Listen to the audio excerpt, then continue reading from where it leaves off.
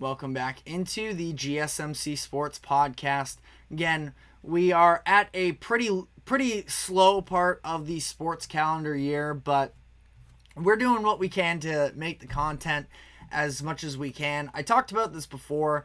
I'm a little bit of a weirdo for the amount that I do enjoy watching Summer League basketball. I just like to see, the early stages of these players, and ultimately I understand that Summer League doesn't mean all that much in the grand scheme of things, and it's something that I want to see if I can maybe look into a little bit. If there is any historical takeaways from Summer League, I think we're at this point where it's 20 years now of Summer League, so it would be interesting to go back and look into it a little bit. But all of that to be said, I like watching these games, and I wanted to highlight some of the players that have stood out to me. Now, I've been watching as much as I can. I haven't been religiously watching, like going back to rewatch games that have already aired. But anytime I have a moment to watch Summer League, I am. So forgive me if I don't mention your favorite team's best player right now. I'm watching as much as I can, and I would be happy to hear any of your takes on, who's been standing out for you. But I'm going to try and stick to the surprises for the most part. I do want to highlight just very quickly here some of the second-year players that have stepped into Summer League and have been really impactful so far. Jaime Jaquez Jr. of the Heat, Brandon Miller of the Hornets, and G.G. Jackson of the Grizzlies all have been very impressive. Now, it's sort of to be expected considering the fact that these were all players that made all rookie teams last year, and the expectations were already pretty high for them. But, it's good to see there that they are engaged. And I was particularly impressed with G.G. Jackson, who, for whatever it's worth, he's in that same tier, I would say, as Jaquez and Miller. Didn't play quite as much his rookie year, was a later addition, and stepped into a much different role where for the Grizzlies, they were dealing with all of these injuries. There wasn't a true infrastructure at the pro level, so he could kind of just do what he wanted scoring-wise. He averaged over 14 points per game, and he was effective in doing so. But I thought it was interesting. I was watching the game last night, and their head coach, Taylor Jenkins, was on the broadcast speaking, and he was talking about how the biggest thing with Gigi right now is that they are putting him on the top defensive assignments in this and trying to test him on that side of the ball. He's obviously going to be in a very different role next year once you have the likes of Ja Morant, Marcus Smart, Desmond Bane all back and healthy and getting consistent minutes. G.G. Jackson is going to, I wouldn't say fall out of the rotation, but he's definitely not going to have the same responsibilities that he did last season, and he's going to be asked to be more of a defender, and I think he's been doing a pretty good job of it. Him and Scottie Pippen Jr., who are both players that were getting minutes in what was essentially the Memphis Hustle instead of the Memphis Grizzlies. It was just their G League team playing pro games. But I love the way that they battled all last season. But I've already gone on too long about this situation here. But all of them, very impressive, and I have expectations for this upcoming year. I've been pleasantly surprised with Zacharie, Risacher, the number 1 overall pick to Atlanta, where I wasn't really sure what to expect. I've seen the clips, I've watched what I could out of him, but my viewing has been pretty limited overall, and he just seems like he's a player that's going to be able to fit in immediately with the rotation. Now, there's still definitely a lot of raw skills there. You're hoping you get some more consistency from the three-point shot, and that's the thing, is he definitely does not scream first overall pick. He doesn't give off that type of energy necessarily, but he's someone that I think is going to be able to play very smart basketball and is going to, be a contributor for this Hawks team. Now, even if it is as a third best player on a team, I think he's going to be a rotation guy, and it's interesting, when you're talking about the evaluation of this year's draft, and you knew that you probably weren't getting a superstar. It seems like the Hawks got somebody who is minimum going to be able to play for them. That's at least kind of where I'm at with that whole situation. Again, it was a fine pick, not a great pick, but let me know what you think about him so far. I was tuning into Alex Sarr's game from Tuesday night when he was playing against Portland, and I was just sort of staring him down, not watching the rest of what was going on. There really weren't all too many people that were really intriguing to me in that game, and I was just watching it, and it was almost like a car crash that you couldn't look away from because it was a pretty disastrous game for Sarr. He finished 0-15. He had 0 points. Now, we knew he wasn't going to dominate from day one. And what I will say is you look at the tools that he has in terms of being a 7-footer, having length, having some mobility on the perimeter as well.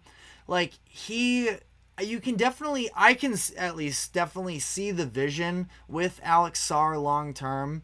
But, I mean, this was such an ugly game. And again, it's the scoring is one thing. He was clearly caught up about that. And I thought that he let it impact the rest of his game. But his defensive efforts at times as well were just sort of non-existent. And I don't know. You can't overreact to Summer League. Last year we saw Victor Wembanyama, of all people, struggle in his first couple games, and we saw what he has become. And that's the thing with Sarr as well, is he's struggling with the efficiency right now from a scoring standpoint, but I think that if he is fully engaged on the defensive end, he can be a legitimate big man for the Wizards with the idea. I mean, it's one of those things where I sort of struggle to take into consideration what is actually meaningful in Summer League, but I think just the fact that he's at least shooting these threes and he's getting good looks and it feels like a shot that could be in his repertoire at one point is something that, again, I can see the framework, I can see the vision, but it's a long way to go for Alex Sarr at this point, and this is a Wizards team that just traded one of their only actual guys that was, really impacting winning at this point in Denny Avdia. They moved off of him. I'm sure they're going to move Malcolm Brogdon at some point as well. They might end up trading Kyle Kuzma. All of it in general, it's a tanking team, and Alex Sarr is probably going to help that be the case to some degree. And I say that in the least disrespectful way possible because, again, I do see the vision there, but it was bad. So running through some other notes here, Tijon Salon, where he didn't actually play last night, the Hornets played the Celtics, but he's somebody that I've been a very big fan of so far in the Summer League. Just if you want to watch somebody who's just going to give it 100% all the time, Tijon Salon's your guy. The offensive skills are still, the little bit of the developmental process. He shot well when he was overseas in France, and that's something that he showed some range at least this offseason and through the Summer League. He's done a pretty decent job of getting downhill as well. So he's somebody that I think I'm just going to end up being all in on by the end of the year. And I'm a big fan of Brandon Miller as well, with his mentality and, how hard he works on a regular basis. With Charles Lee coaching that team too. I mean, I'm buying stocks in stocks. I am buying stock in the Hornets altogether because I think they might actually be building something there. Terrence Shannon Jr., a player that I have been very high on for the majority, pretty much all season long. I've been talking about how he's going to be able to get NBA minutes, and it's just so clear with the explosive bursts of energy and the quick cuts and everything that he is athletically on another level than the majority of the guys he's facing right now in Summer League. Now that discrepancy will be watered down a little bit when he starts playing actual pros, but I just think he's somebody who's going to be able to get minutes on a playoff hopeful Minnesota Timberwolves team. We're going to see him as well, I think, lock in a little bit more on the defensive side of the ball. When he was at Illinois, he was asked to do a ton of work for them, being the primary option. And because of that, he dialed it down a little bit. But in his early seasons with Texas Tech as well, that was a little bit of his calling card. And with that athleticism, I mean, there's no way you can't tell me that he won't be a good defender. I think that he has all the tools to be able to do so. And then, very last name here, AJ Johnson. Was not expecting to be giving him praise. The Bucks ended up taking him. It was 21st or 23rd. And coming in as a very raw prospect who got minimal playing time when he was in Australia, I believe it was last year. But AJ Johnson has actually given the Bucks some pretty good minutes, has looked pretty decent offensively. Now, even still with some of those scoring, the decision making is clear that the speed is going to catch up to him by the time it gets to the NBA. Now, I'm still not going to be beating my chest now saying I was wrong and that AJ Johnson's going to be a star for the Bucks this season. I think he can be a good there's maybe something there for him being a good NBA player, but I still feel like it is very weird that the Bucks took him in the first round given where they're at and the fact that I don't think it's going to be at least this season that AJ Johnson could be a rotational player for them, but we'll have to see. Doc Rivers hasn't exactly been the most friendly player most friendly coach in terms of being able to of playing their rookies and the young talent and trying to develop them at the same time as winning.